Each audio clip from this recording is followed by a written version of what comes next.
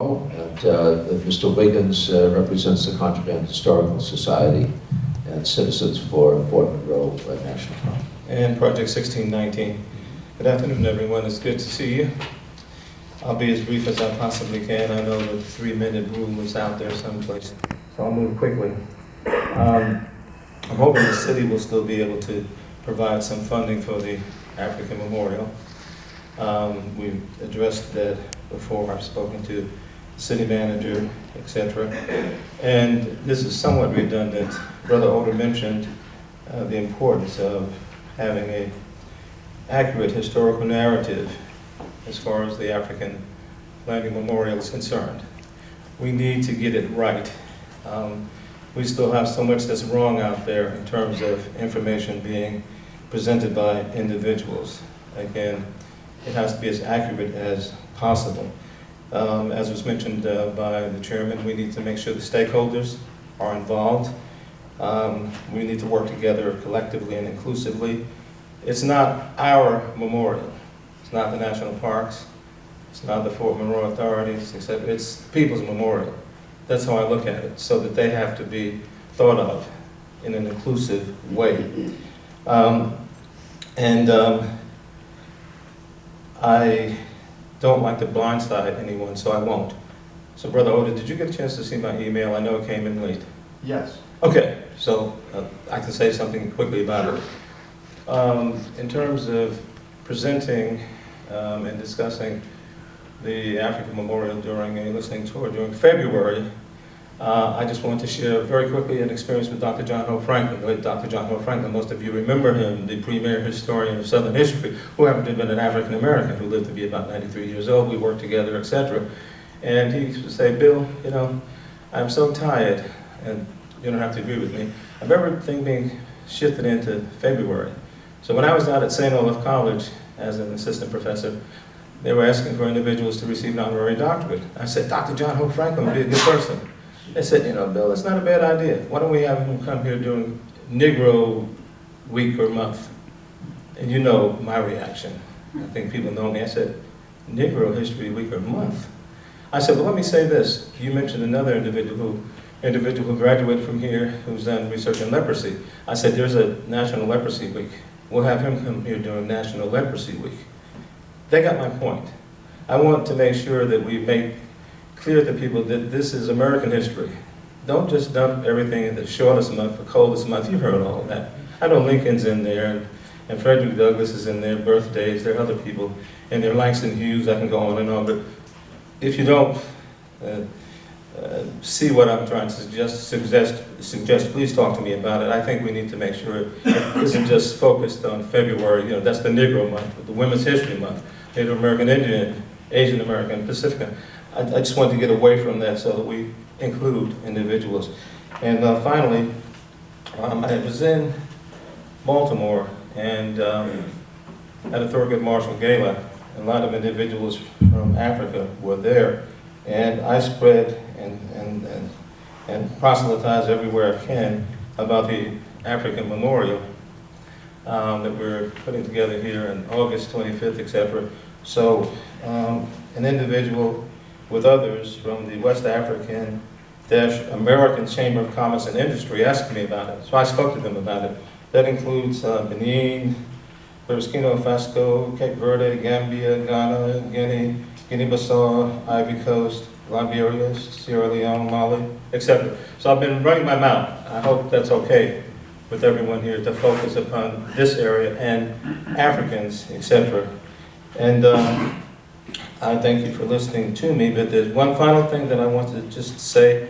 I missed that sign at the entrance to Fort Monroe that has the chronology of this place. You know what I'm talking about, Brother Superintendent, Brother Hutchison? Brother, you know the one that says 1619, whatever, or 1609, etc. Yeah. To brag. If we can put it someplace, you know, so that people have a sense of chronology. You know, I'm stuck on chronology. Everybody knows that. So I'll leave it there. Thanks for listening to me. Yeah.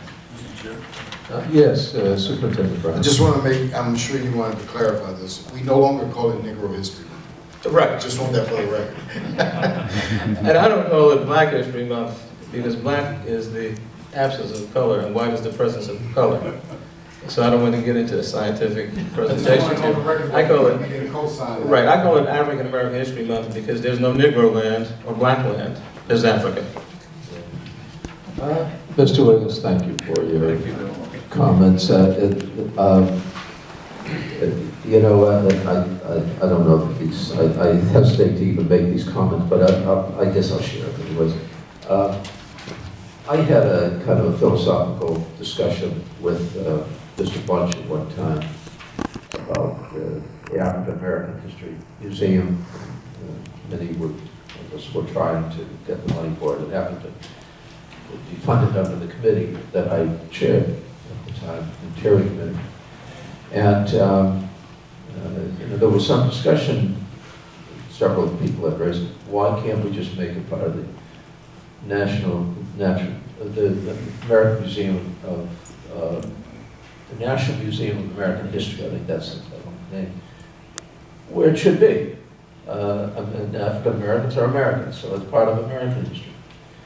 But when you see the reception that the African American History Museum has received in Washington, and you talk with people that have been through there, it's clear that this country isn't there yet.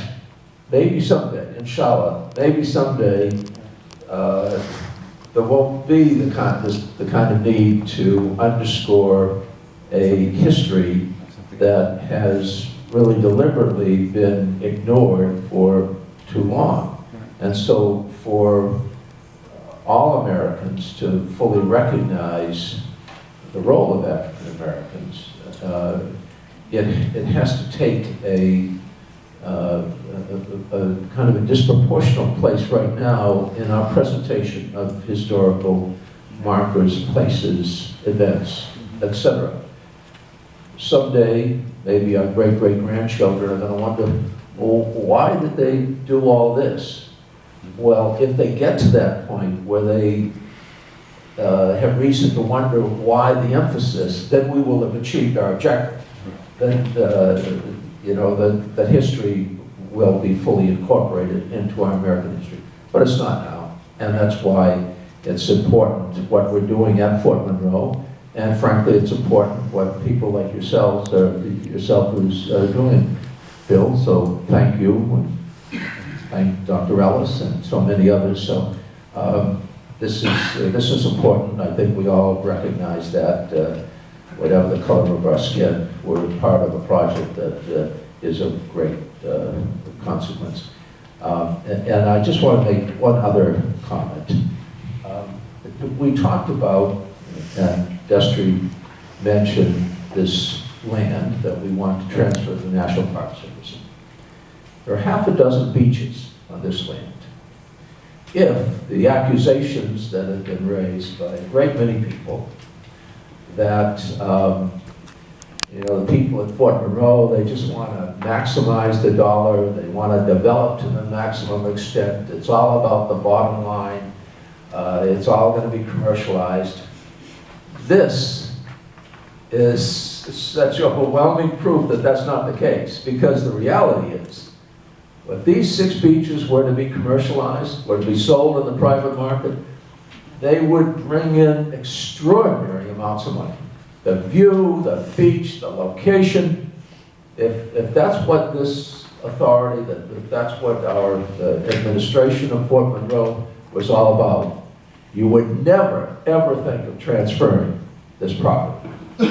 But there wasn't even any discussion. The authority, and suggested by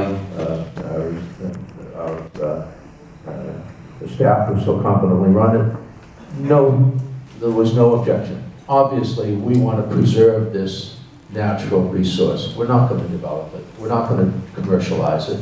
It's going to be here for generations to come. I just think it's worth noting. This transfer is important because the alternative would have, I think, probably obliterated what we're trying to protect here on on this strip of land. So we thank all of you for the public discussion and the authority for their contribution. We're now going to go into closed session because